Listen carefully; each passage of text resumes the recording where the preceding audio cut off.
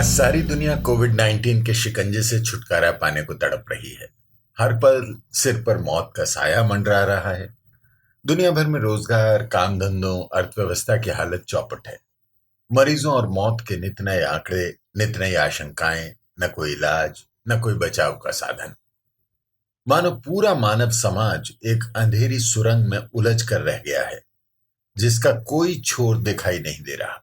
महीनों के लॉकडाउन और अपनी अपनी कड़ी पाबंदियों के बाद सारी दुनिया के सभी प्रमुख देश अब अपनी अर्थव्यवस्थाओं को खोलने लगे हैं। जिंदगी थोड़ी बहुत पटरी पर आने लगी है। कहीं पार्क खुले हैं, कहीं लोगों का मिलना जुलना थोड़ा बहुत शुरू हुआ है। अंतर्राष्ट्रीय यात्रा यानी विमान यात्राओं पर अभी भी बहुत हद तक पाबंदी है। इटली जैसे जिन देशों में कोरोना की मार सबसे पहले और सबसे ज्यादा पड़ी, उन्होंने भी अपने दरवाजे अब आसपास के देशों के पर्यटकों के लिए खोलने शुरू कर दिए हैं। उधर ब्रिटेन जैसे देश आज भी कह रहे हैं कि विदेश से जो कोई भी आएगा उसे 14 दिन कम से कम एकांत में रहना पड़ेगा। विरोध के स्वर भी उठ रहे हैं।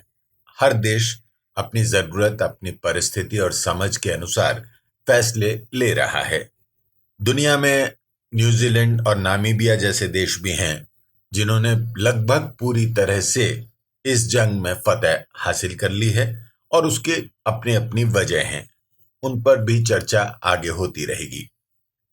भारत से बाहर कोरोना ने जिंदगी को कैसे डसा है और ये जंग कैसे लड़ी जा रही है, यही जानने समझने के लिए हम एक सिलसिला शुरू कर रहे हैं। कोरोना काल, दुनिया बेहाल।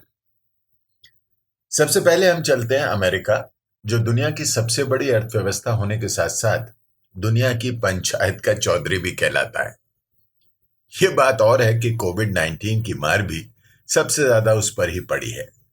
सबसे ज्यादा संक्रमण, सबसे ज्यादा मौतें और सबसे ज्यादा हलचल भी वही है। कोरोना की मार, दवा और वैक्सीन की खोज की चर्चाएं क्या कम थीं, जो पूरा देश अश्वेत असंतोष की लपटों में भी घिर गया है।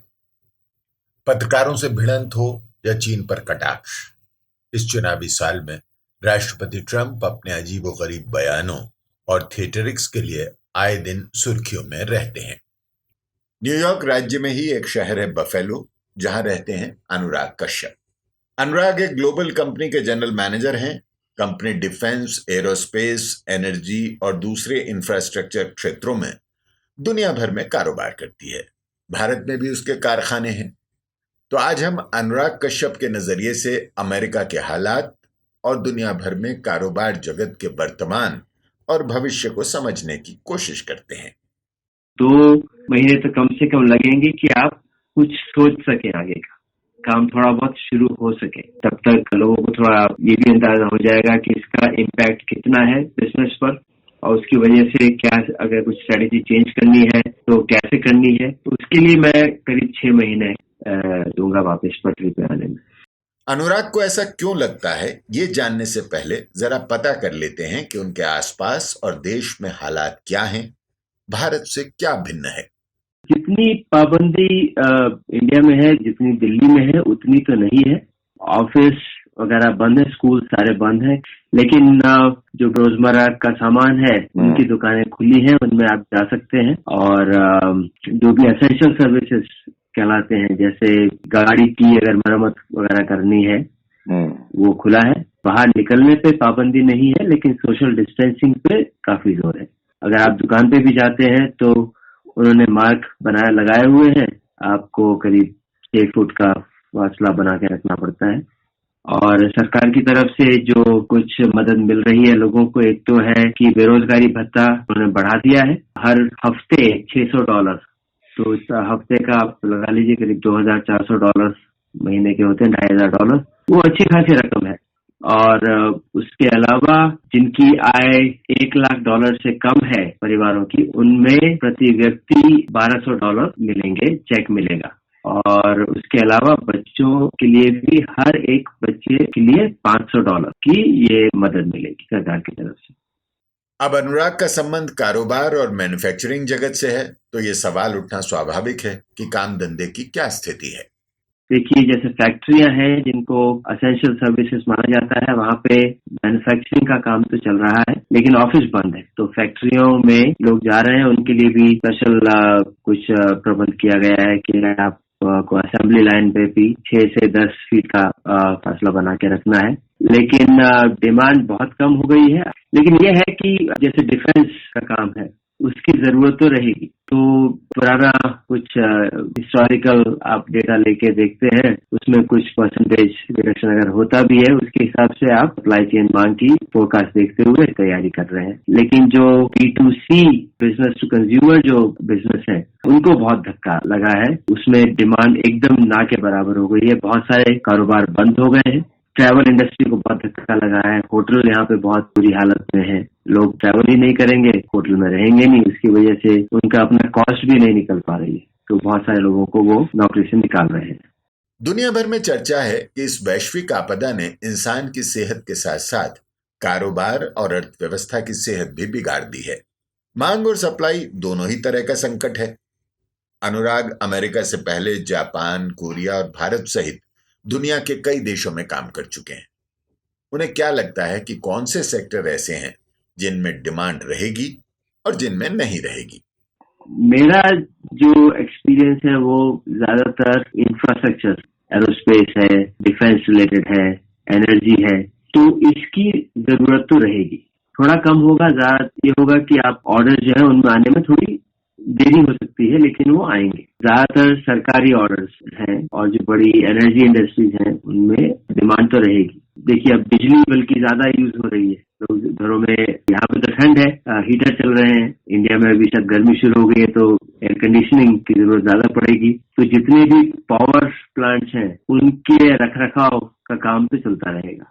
थोड़ा जो लग्जरी गुड्स हैं उसमें जरूर असर पड़ेगा। अब वाइट गुड्स जैसे फ्रिज, टीवी, इनकी मांग में कमी होगी क्योंकि लोगों का हाथ तंग होगा, तो वो नए सामान की तरफ ज्यादा ध्यान नहीं देंगे। हमारे कुछ प्रोडक्ट्स जो हैं वो ऑटोमोटिव इंडस्ट्री में जाते हैं, उसमें भारी कमी आने, कम से कम मेरा ये मानना है कि ऑटोमोटिव में कम से कम 1 साल तो लगेगा उभरने के लिए, क्योंकि लोग पैसा नहीं खर्च करना चाहेंगे तो नई गाड़ियां नहीं लेंगे। आजकल स्टार्टअप्स का दौर है। नई जरूरतों, नई तकनीक और कारोबार के नए रंग ढंग ने नए व्यवसायों का चलन शुरू कर दिया है। अनुराग कश्यप ऐसे कई स्टार्टअप्स का मार्गदर्शन या उनकी भाषा में हैंड होल्डिंग भी करते हैं। स्टार्टअप हमेशा निवेश के लिए पराश्रित रहते हैं। उनमें निवेश पर कितना असर पड़ा है या पड़ने वाला है? एक मेरे हिसाब से जो सबसे बड़ा बदलाव आएगा, लोग लॉन्ग टर्म के लिए इन्वेस्टमेंट के लिहाज से स्टार्टअप में पैसा लगाना कम करेंगे। जो आपको एकदम से कोई सुविधा प्रदान कर सकते हैं, ऐसे स्टार्टअप में पैसा ज्यादा लगेगा। आपने जैसे अभी डिलीवरी की बात की, इस टाइम उनकी सबसे ज्यादा मांग है। तो ऐसे स्टार्टअप में जो कोई नई तकनीक ला रहे हैं, नई टेक्नोलॉजी से वो आप कंज्यूमर को कोई फायदा पहुंचा रहे हैं, ऐसे स्टार्टअप में ज्यादा पैसा लगेगा। हेल्थ केयर में जो स्टार्टअप है, खासतौर पर आर्टिफिशियल इंटेलिजेंस लेके जो स्टार्टअप है, उनमें ज्यादा पैसा लगेगा। लेकिन अभी तक क्या हो रहा था, जैसे जापान की एक बहुत बड़ी कंपनी है, वो भारत में बहुत पैसा लगा रही थी, अमेरिका में उसने बहुत लगाया, और वो था बहुत लॉन्ग टर्म प्लानिंग के साथ, और उसकी वजह से वैल्यूएशन बहुत ज्यादा हो गई थी और उनको सबसे ज्यादा घाटा हुआ है। वो सोच रहे थे कि चलो 2-3 साल में, 4 साल में जब बिजनेस बहुत बढ़ेगा तो वैल्यूएशन बढ़ा के उससे आप इन्वेस्टमेंट पे अच्छा रिटर्न ले सकते हैं। तो वो जो सिर्फ इन्वेस्टमेंट के लिए जो स्टार्टअप का लोग पैसा लगा रहे थे, उनकी लिक्विडिटी कम होगी और उनको पैसा लगाने के लिए मिलेगा भी नहीं। लेकिन हेल्थ केयर में, जैसे मैं अभी एक हेल्थ केयर में जो बच्चों की मॉनिटरिंग के लिए एक प्रोडक्ट बनाया है एक कंपनी ने, उनकी थोड़ा मदद कर रहा हूँ। ऐसे प्रोडक्ट्स की डिमांड बढ़ेगी, उसमें स्टार्टअप का पैसा जो है डाइवर्ट होना शुरू होगा। इंसान कितने ही बड़े पद पर हो, कितना भी व्यस्त हो, दुनिया भर में घूमता रहा हो, उसकी एक निजी और पारिवारिक जिंदगी तो होती ही है। इस आपदा ने जब सबको घर में बंद कर दिया है तो दिनचर्या बदलना स्वाभाविक है। मैं अपना तो बता सकता हूँ, हमारा सोने का समय और उठने के समय में बहुत ज्यादा बदलाव आया है। अभी तक बेटी है 7 साल की है, उसको पहले बोला करते थे कि 8 बजे तक तो हर हालत में सो जाना है। अब यही पता नहीं चलता है कि तो दिन क्या है, कौन सा वीकेंड है या नहीं है। रात को 11 भी बज जाते हैं, 11:30 भी बज जाते हैं, सुबह उठने में 9-10 भी बज जाते हैं। पहले स्कूल के लिए जब जाना होता था तो 7:30 तो उसकी बस आ जाती थी, तो 7 बजे तो हर हालत में उठना ही है। और घर में रह के आपस में क्या बात करें, कैसे खेलें, क्या पढ़ाना है।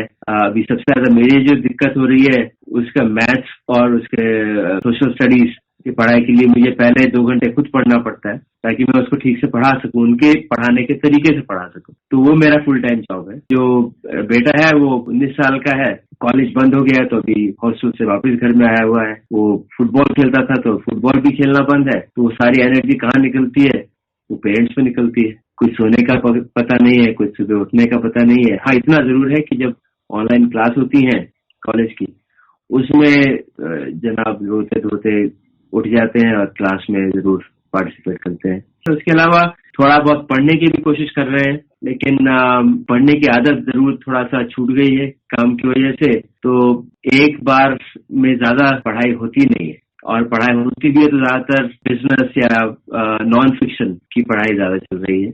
आजकल सबकी जबान पर एक ही सवाल है, आखिर कब तक? कब तक सब बंद रहेगा? कब तक सब कुछ ठप रहेगा? इससे कब तक निजात मिलेगी? देखिए, है तो अंधेरे में तीर मारने वाली बात है। जितनी भी इंफॉर्मेशन है हम कोशिश करते हैं कि अपने कस्टमर से भी इंफॉर्मेशन लें, उनसे बातचीत करें। उनके आगे के जो है कस्टमर, उनकी भी अभी स्ट्रेटेजी साफ नहीं है। पूरी तरह से निपटने में तो इस साल के अंत तक ही मुझे लगता है कि लोगों की पर्सनल लाइफ भी और प्रोफेशनल लाइफ भी वापस आ पाएगी। तो ये थी कोरोना के बहाने दुनिया में कारोबार का हाल जानने की कोशिश। हमारे हमसफर थे अनुराग कश्यप। अगली कड़ी में फिर किसी हमसफर के संग जानेंगे दुनिया का हाल कोरोना के बहाने।